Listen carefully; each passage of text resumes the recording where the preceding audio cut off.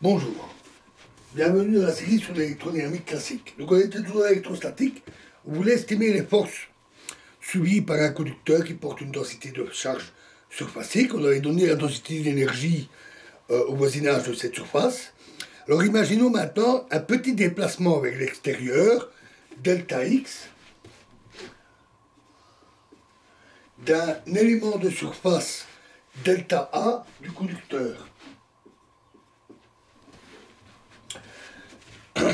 L'énergie électrostatique du conducteur décroît alors d'une quantité égale au produit de la densité d'énergie W par le volume delta x delta A engendré par le déplacement, c'est-à-dire delta W égale moins sigma carré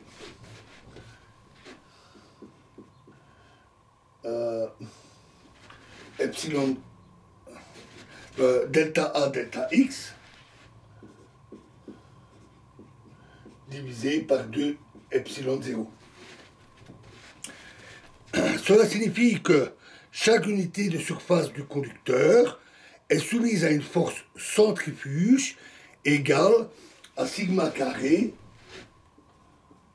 sur 2 epsilon 0 qui est égal à W. Le résultat s'obtient plus traditionnellement en considérant le produit de la densité de charge surfacique par le champ électrique à la surface du conducteur, en excluant le champ électrique dû à la charge portée par l'élément de surface qui est considéré. L'énergie potentielle électrostatique d'un système de conducteurs placé dans le vide et possédant respectivement les potentiels VI et les charges QI, avec I allant de 1 jusqu'à N, peut s'exprimer à l'aide des seuls potentiels et de coefficients purement géométriques une fois donnée une configuration de conducteur. La dépendance du potentiel par rapport aux densités de charge implique que le potentiel du ième conducteur s'écrit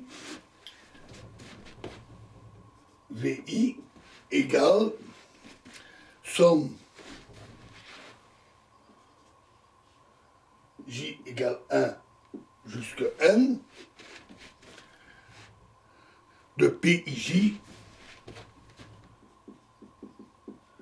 QJ, toujours avec I égale 1 jusqu'à N, où les PIJ dépendent de la géométrie des conducteurs. L'inversion de ce système d'équations donne la charge du ième conducteur en fonction de tous les potentiels, c'est-à-dire QI égale somme de J égale 1 jusqu'à N de CIJ VJ.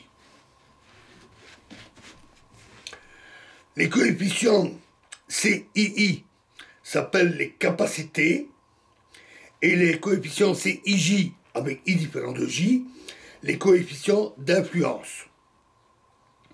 La capacité d'un conducteur représente donc la charge totale portée par ce conducteur lorsqu'il est maintenu au potentiel unité et que tous les autres conducteurs sont au potentiel 0.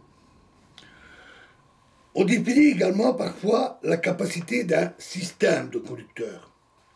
Ainsi, la capacité de deux conducteurs portant des charges égales et de signes contraires en présence d'autres conducteurs reliés au sol se définit comme la valeur absolue du rapport de la charge d'un de ces conducteurs par la différence de potentiel entre ces deux conducteurs.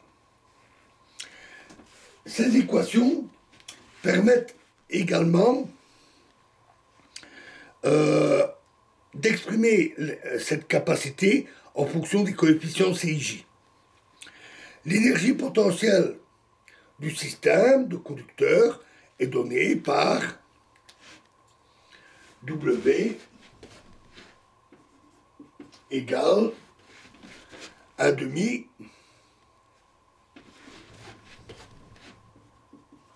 somme de I égale 1 jusqu'à N des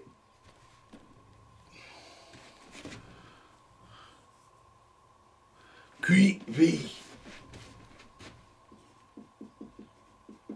C'est-à-dire 1 demi,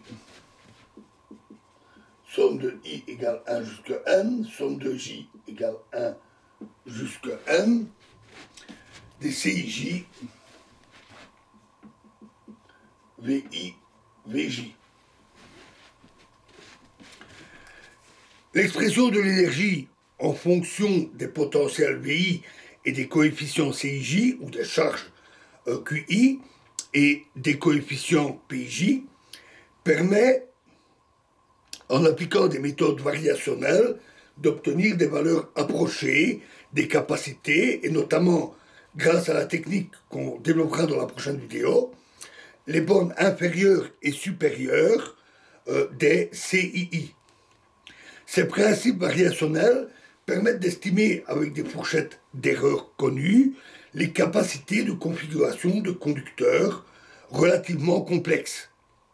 Des techniques numériques extrêmement rapides permettent d'utiliser des fonctions de test ou des fonctions d'essai sophistiquées appliquant plusieurs paramètres. Soulignons toutefois que le recours incontournable à des fonctions de Green vérifiant les conditions de Dirichlet lors du calcul de la borne inférieure complique sérieusement l'estimation des erreurs. Voilà, et donc dans la prochaine vidéo, nous attaquerons la résolution variationnelle des équations de Laplace et de Poisson. Je vous remercie.